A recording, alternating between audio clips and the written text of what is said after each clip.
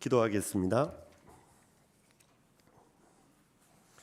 살아계신 하나님 아버지 감사합니다. 거룩한 주일 저희에게 허락하여 주시고 하나님을 높일 수 있도록 예배 자리에 우리를 불러주신 하나님께 감사와 찬송을 드리옵나이다. 아버지 하나님, 우리 사랑하는 성도님들 주님 앞에 나올 때에 빈손 보이지 않고 하나님 우리에게 주신 것 마음을 담아 감사함으로 자원함으로 예물로 구별하여 드리오니 주님 받아 주시옵소서. 아버지 하나님, 어려운 시절 속에서도 하나님의 돌보시는 은혜가 있다는 것을 늘 기억하게 하여 주시고 하나님께서 간섭하시는 은혜가 우리 사랑하는 성도님들의 삶에 넘치게 하여 주시옵소서.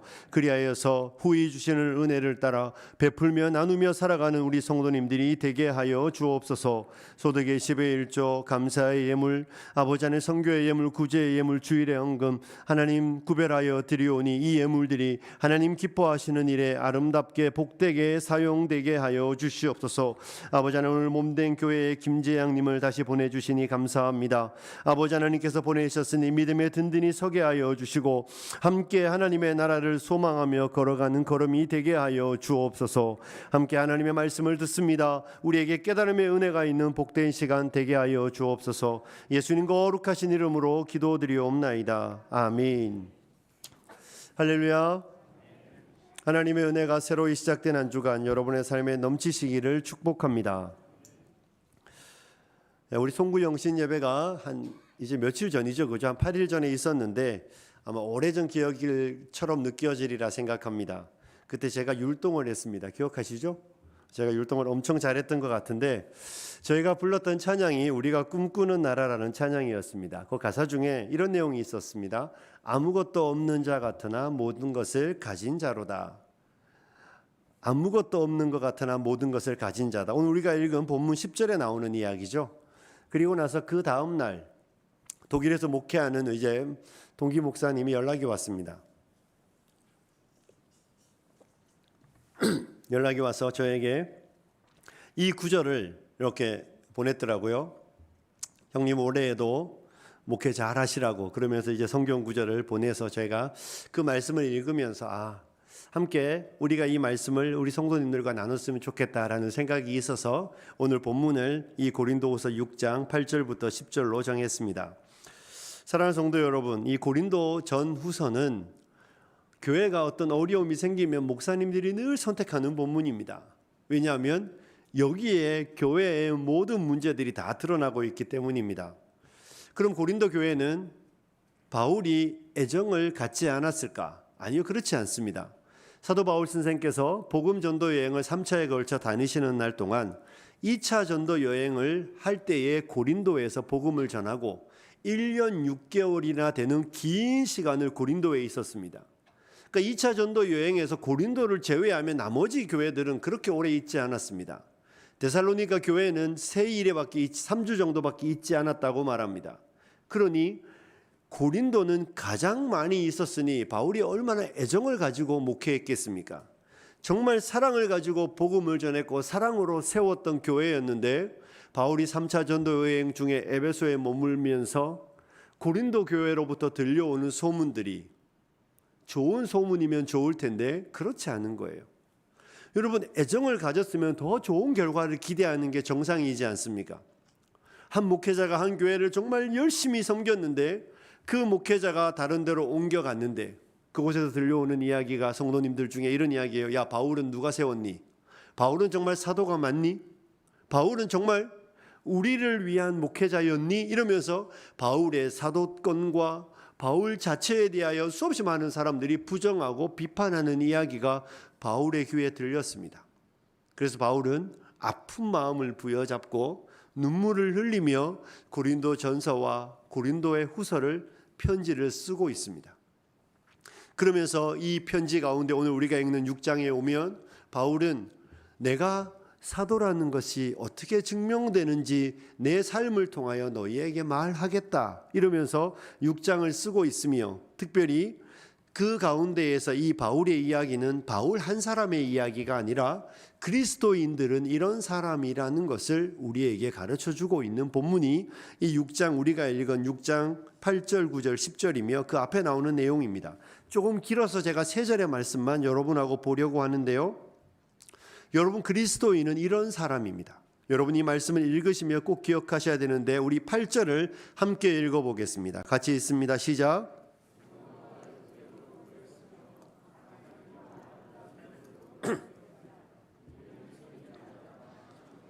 아멘.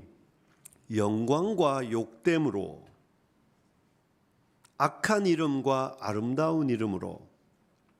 여러분, 어떤 사람이 평가를 받을 때 누군가가, 어떤 선수가 정말 좋은 플레이를 하면, 좋은 경기를 하면 사람들은 박수를 보내줍니다. 그리고 그에게 아름다운 이름을 선사해 줍니다.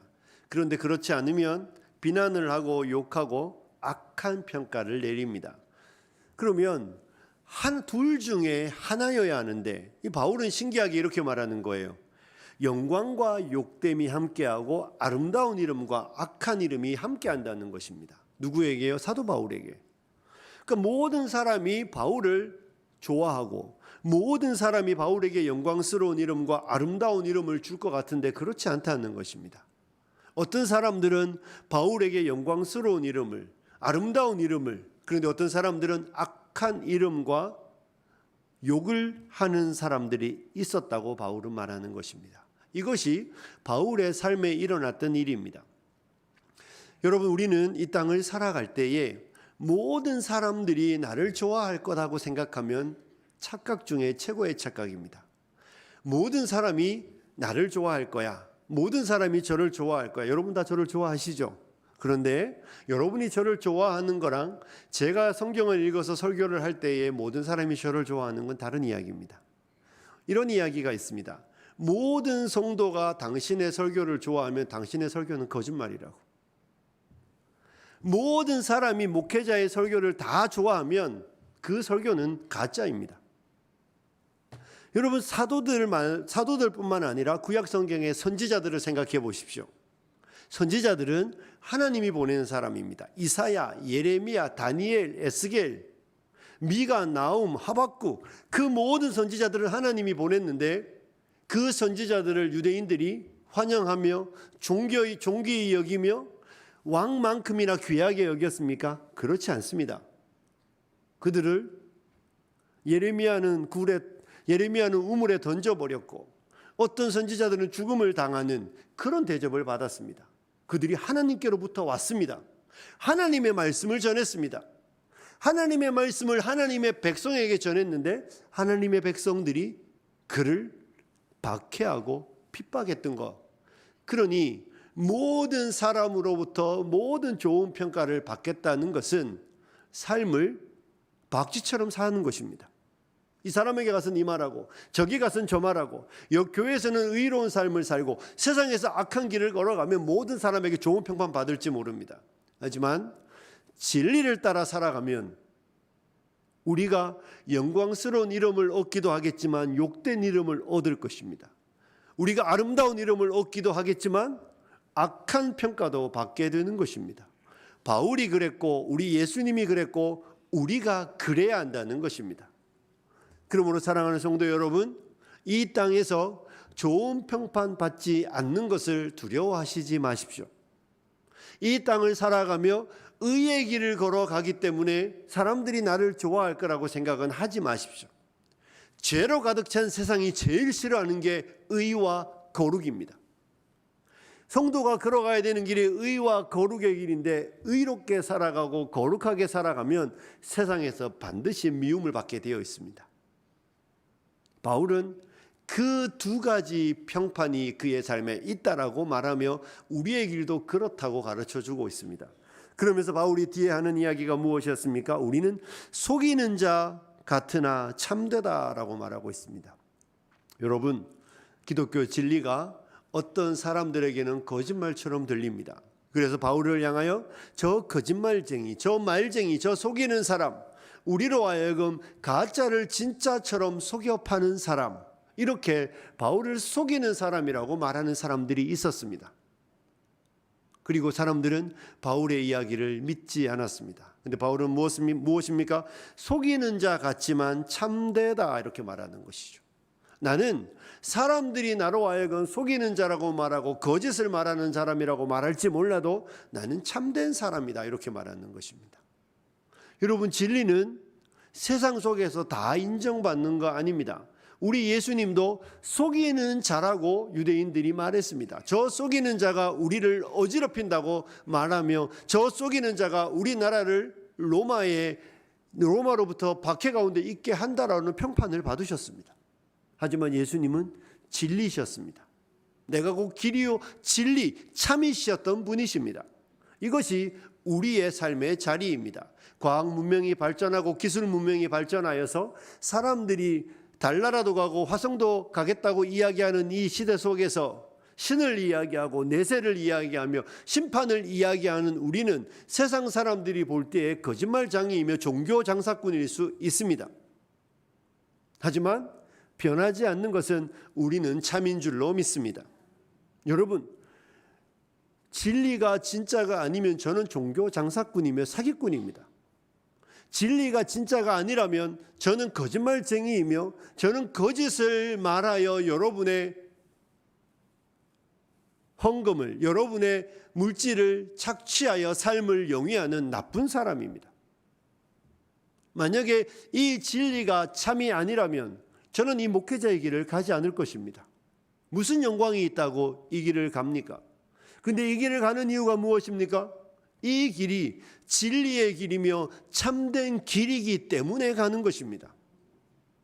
사랑하는 성도 여러분, 이 땅을 살아가는 날들 동안 진리를 알지 못하는 사람은 우리를 거짓말하는 사람들처럼, 속이는 사람들처럼, 사람들을 미혹하는 사람들처럼 말할지 모릅니다.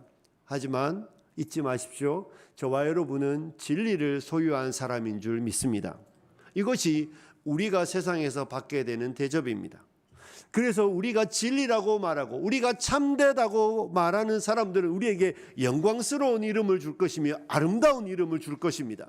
하지만 우리를 속이는 자라고 말하는 사람들은 악한 평가를 내릴 것이고 저와 여러분으로 하여금 욕을 할 것입니다. 이것이 그리스도인이 이 땅에서 받게 되는 두 대접입니다.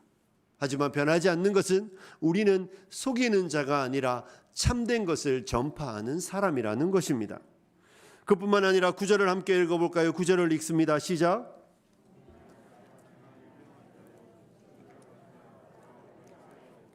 징계를 받는 자 같으나 죽임을 당하지 아니하고. 아멘. 무명한 자 같으나 유명한 자다. 여러분, 바울의 자신을 향하여 이야기하기를 나는 무명한 사람입니다. 나는 사람들로부터 인정받고 존경받으며 사람들이 주목하는 사람이 아니라고 말하는 것입니다. 하지만 나는 무명한 사람처럼 보이지만 사실은 나는 유명한 사람입니다. 이렇게 말하고 있는 것이죠. 바울이 무명한 것은 그가 정말로 인정받으며 존경받으며 높임을 받는 사람이 아니라는 것은 사람들이 바울을 대하는 태도를 보면 되는 것입니다. 사람들이 왜 바울에게 함부로 했겠습니까? 유명한 사람은 함부로 할 수 없습니다. 그런데 바울은 유명하지 않았습니다. 사람들로부터 인정받고 높임을 받는 사람이 아니었습니다. 그래서 사람들은 바울을 함부로 했습니다. 우리가 읽었던 9절 뒤에 보면 바울이 죽은 자 같았던 이유가 무엇입니까? 함부로 해도 되는 사람이라고 생각했기 때문에 사람들은 바울에게 돌도 던지고 매도 가하며 해도 가했던 것이죠. 그런데 바울은 세상이 볼 때는 무명한 사람이었지만 그는 어떤 사람이라고요? 유명한 사람입니다. 여기서 유명하다는 것은 사람들이 볼 때 유명하다는 이야기가 아니라 하나님이 인정하는 사람이라는 것입니다. 바울은 세상은 인정하지 않았지만 하나님으로부터 인정받는 사람이었습니다. 하나님은 바울을 인정하여 주셨습니다. 그래서 하나님은 바울을 홀로 두지 않으셨습니다. 그가 감옥에 있을 때이든지 그의 기도의 자리이든지 그가 어떤 박해의 자리에 있든지 하나님은 바울을 인정하시고 그와 함께하여 주셨습니다. 여러분, 바울만 이랬습니까? 우리 주님도 이러셨습니다. 우리 주님이 왜 십자가에 못 박혀 죽으셨습니까? 왜 유대 종교 지도자들은 예수님을 함부로 했을까요? 그들은 예수님은 그렇게 해도 되는 분이라고 생각했던 것입니다. 왜냐하면 예수님은 유명한 분이 아니라 무명한 분이었기 때문에 그렇습니다. 하지만 세상은 예수님을 알아보지 못했지만 우리 하나님은 예수님을 인정하셨습니까? 안 하셨습니까? 하셨습니다. 예수님이 세례를 받고 오실 때에 하늘이 열리고 너는 내 사랑하는 아들이요 내 기뻐하는 자라고 하나님이 하늘을 여시고 음성으로 말씀하여 주셨습니다. 변화산에서 제자들과 함께 있을 때에 하나님은 제자들에게 이는 내 사랑하는 아들이니 너희는 그의 말을 들으라고 하나님이 친히 인정하셨던 분이 우리 예수님입니다. 그래서 세상에서는 무명하셨지만 하나님 그분에게 인정받았던 분이 우리 예수님입니다. 여러분, 우리 그리스도인의 정체성이 이런 것입니다. 우리는 세상에서 유명해지려고 애쓰지 않아도 괜찮습니다. 세상이 우리를 알아주지 않아도 괜찮습니다. 세상이 우리를 모르기 때문에 세상이 교회를 비난하며 우리도 비난하며 우리에게 함부로 할지 모르지만 변하지 않는 한 가지는 하나님은 우리를 아시고 하나님은 우리를 인정하여 주신다는 것을 믿으시기를 축복합니다. 여러분, 우리가 어느 모임에 갔습니다. 누군가가 아주 높은 사람이 나를 개인적으로 불렀는데 그 모임에 갔더니 그 사람이 오지 않고 있습니다. 그런데 그 모임에 온 사람들은 화려하게 옷을 입고 사회 저명 인사들입니다. 옷을 보잘것없이 입은 나를 보고 사람들이 나를 아래 위로 이렇게, 이거 잘하잖아요 사람들. 여러분, 그런 거 하시면 안 돼요. 교회 누가 왔는데 머리부터 발끝까지 꼭 스캔하시는 분들이 계세요. 아주 나쁜 행동입니다. 그렇게 딱 나를 쳐다보더니 별 볼 일 없다고 생각하면 자기들끼리 수군거리면 쟤 뭐냐? 여기에 어울리는 사람이 아니지 않느냐? 이러면서 사람들이 수군수군거리고 사람들로부터 입방아에 오르내리는데 나를 초대했던 그 유명한 사람이 오더니 다른 모든 사람을 바라보지 않고 내 이름을 딱 부르며 나를 그 사람의 옆자리에 앉히고 마치 아무도 없는 것처럼 나와 이야기를 한다면 다른 사람들의 반응은 그때 달라질 것입니다. 뭐지? 누구길래? 저 사람이 아는 사람일까? 여러분, 이것이 무명한 자 같지만 유명한 성도들이 받게 될 영광이라는 것입니다. 세상이 나를 못 알아보니까 나한테 함부로 하지만 우리 하나님은 우리를 아시고 우리 하나님은 우리를 인정하여 주신다는 것을 믿으셔야 하는 것입니다. 우리는 하나님의 인정을 받기 때문에 유명한 사람인 것입니다. 우리를 못 알아보는 세상이 바울에게 어떻게 했습니까? 9절 후반부에 나오는 거 보면 죽은 자 같다라는 말은 정말 죽음에 놓여졌던 바울이었습니다. 돌에 맞았고 채찍에 맞았고 태장에 맞았습니다. 정말 수없이 많은 고난 가운데 있었습니다. 감옥에 갇히기를 많이 했던 그 사람입니다. 그런데 어떻습니까? 죽은 자 같으나 보라, 우리가 살아있고 우리가 징계를 받는 사람들처럼 보이지만 죽임을 당하지 않는 사람이라고 말하는 것이죠. 세상은 유명하지 않으니까 함부로 해도 된다고 생각하며 그들의 힘과 그들의 권력과 그들의 권세로 바울을 죽일 수도 있고 살릴 수도 있고 때릴 수도 있고 해를 가할 수 있다고 생각했지만 그들의 권세가 바울에게 미치지 않는 것입니다. 그들이 바울을 죽이고 그들이 바울에게 채찍을 가할지 모르지만 하나님이 허락하신 선 안에서만 되어지는 일이죠. 하나님은 바울을 살리셨고 살아있게 하여 주셨습니다. 여러분, 우리 예수님은 어떻습니까? 빌라도는 나는 살릴 권세도 죽일 권세도 있다고 스스로 생각했지만 우리 주님은 그렇게 말하지 않습니다. 나는 스스로 버린다고 말씀하셨습니다. 그분에게 권세가 있고 그분에게 능력이 있음에도 그분은 살 수도 있고 죽을 수도 있지만 스스로 버리셨기 때문에 십자가에 돌아가신 것입니다.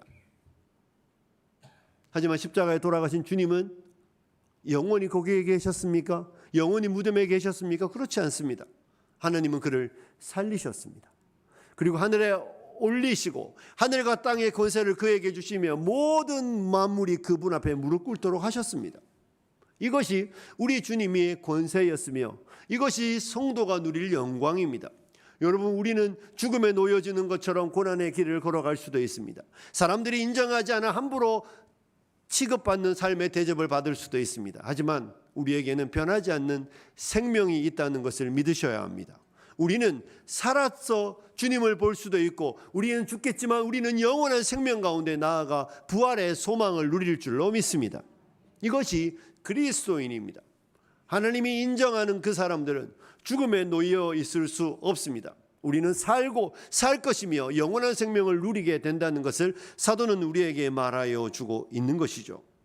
그러면서 우리 10절의 말씀을 함께 읽습니다. 시작.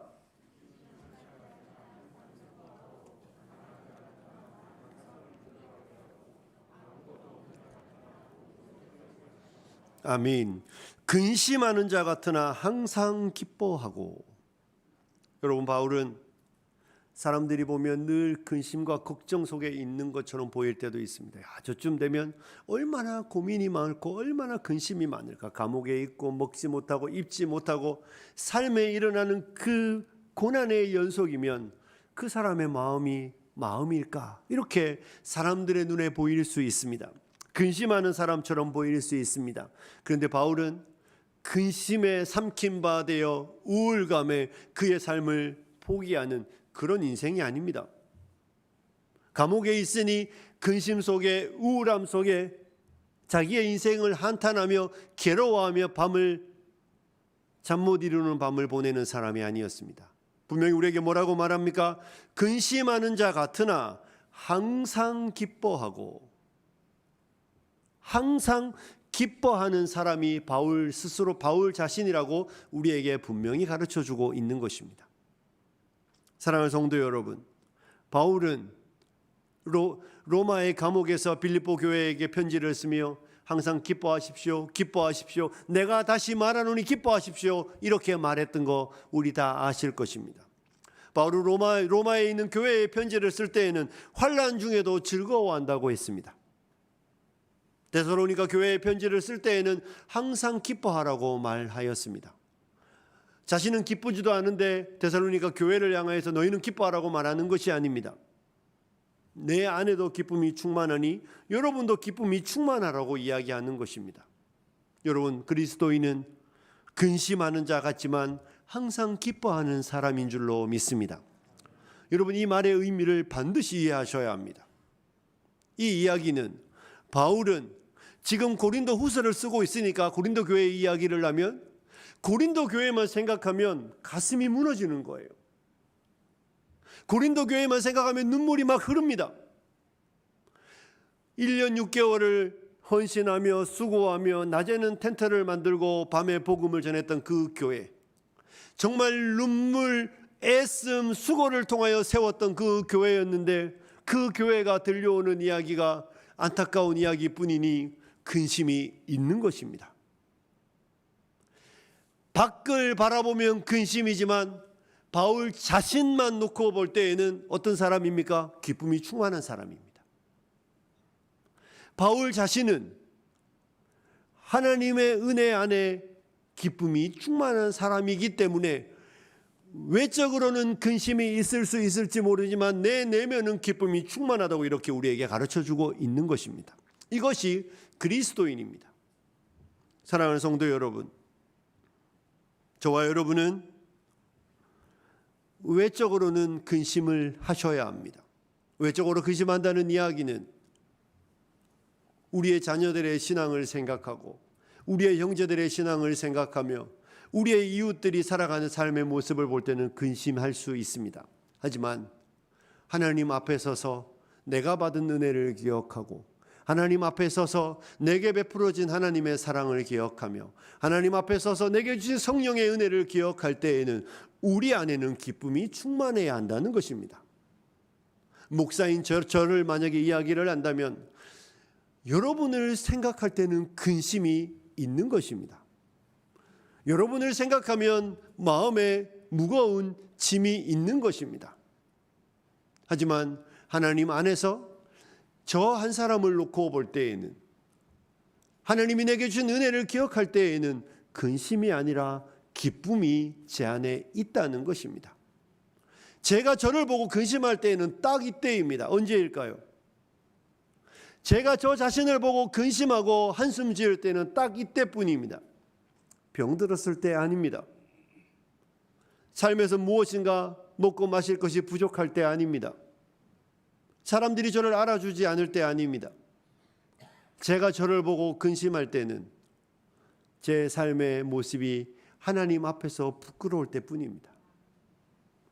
하나님께서 저에게 주신 말씀이 있는데, 설교는 입으로는 청산유수처럼 하나님의 말씀을 전하는데 삶에서는, 보이지 않는 곳에서는 하나님이 기뻐하지 않는 삶을 사는 것으로 인하여서는 근심합니다.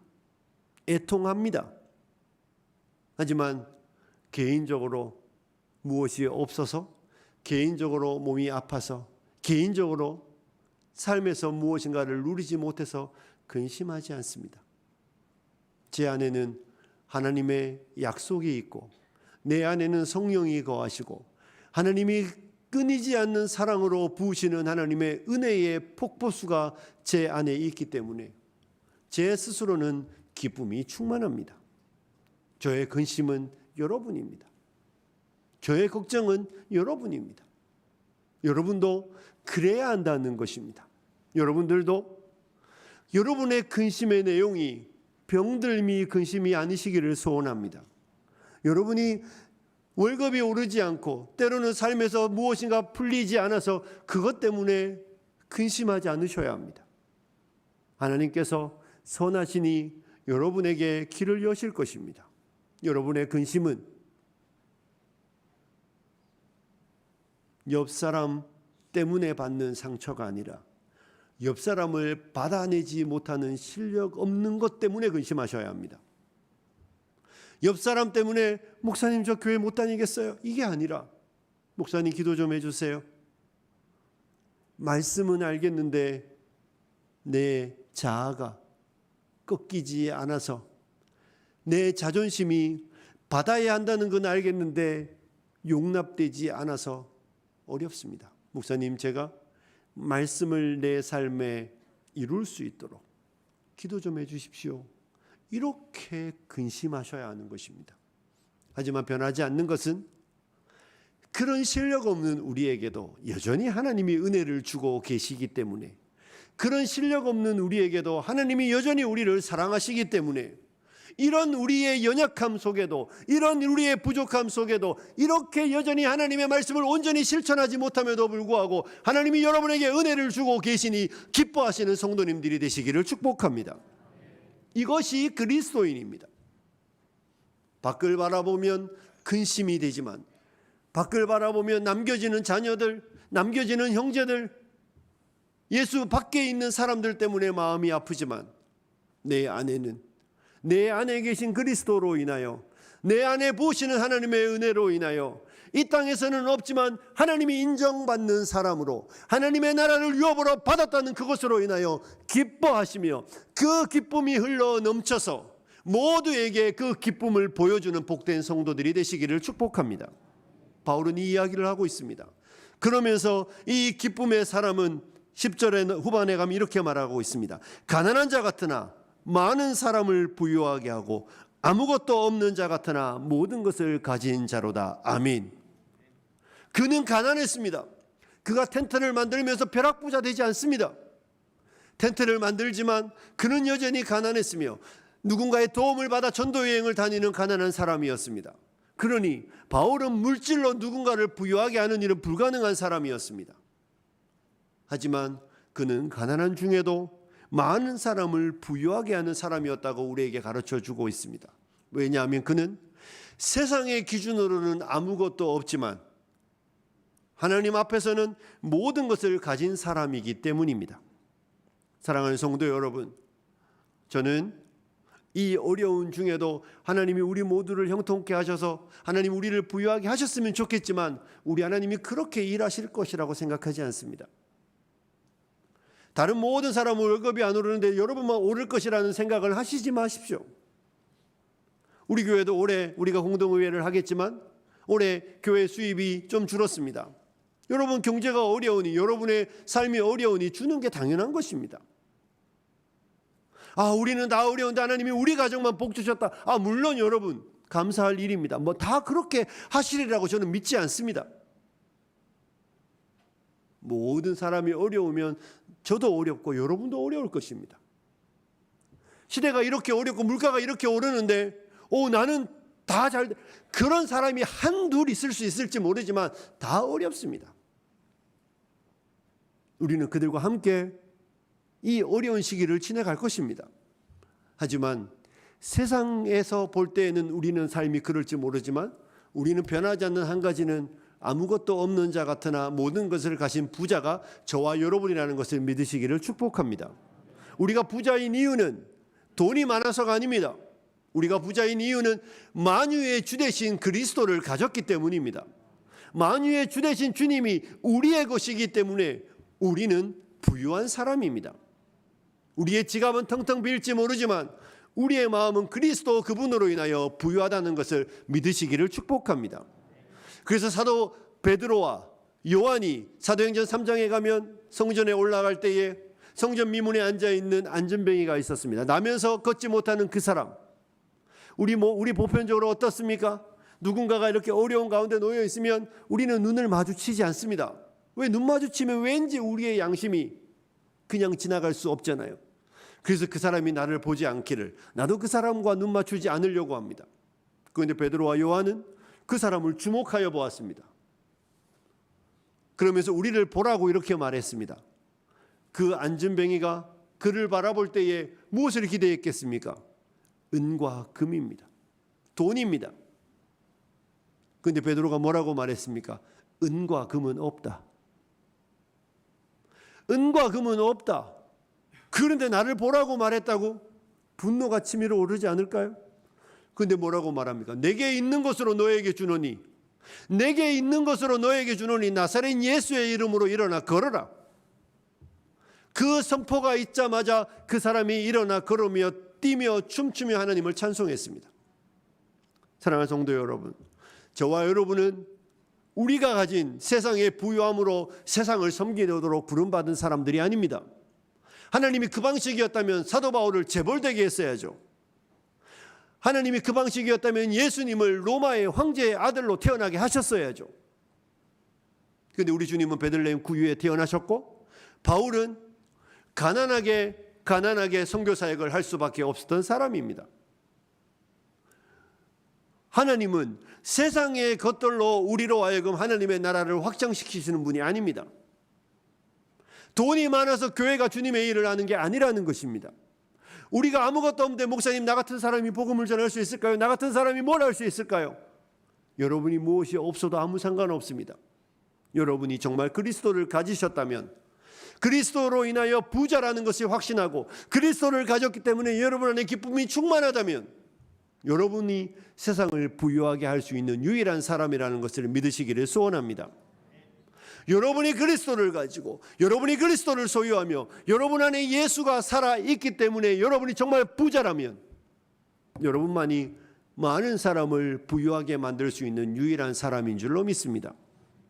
그렇게 돈이 많은데도 왜 마약을 하고 왜 헛된 것에 그들의 삶을 들이며 헛된 것을 추구하며 그들의 허기짐을 달래려고 하겠습니까? 그것으로 사람이 부유해지지 못하기 때문입니다. 머리부터 발끝은 치장할 수 있어도 그 사람의 마음은 채워지지 않는 것이기 때문에 그렇습니다.